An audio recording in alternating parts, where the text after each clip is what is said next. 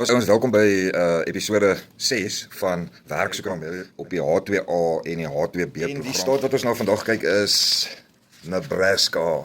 So ons is redelik amper klaar met al hierdie state hierso, die gedeelte van Amerika. Ek het 'n ander kaart wat ook baie cool is wat ek julle gaan wys in die volgende episode. Maar anyway, kom ons kyk wat pop op 'n deep search vir werksoek in Amerika op H2A, H2B in Nebraska.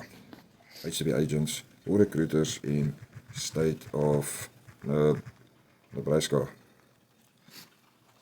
Just a sec. Search. Ek sien dit is 'n baie cool webwerf. Ek dink ek het hom al gekry voorheen, maar dit as jy daar bo kan sien is die UNCIS.gov. United Citizenship and Immigration Services. Hier's 'n hele hub, H2A employer data hub. 'n Map van die hele Amerika. As ons nou klik op Nebraska, dan wys hy 1100 petitioners. Met ander woorde, hier kry jy nou die inligting van die company se name wat aansoek gedoen het om H2A mense aan te stel en die hoeveelheid visas wat hulle nodig gehad het. So dis baie interessant. Daar staan name ouens. Gaan doen die search, gaan kyk op die website.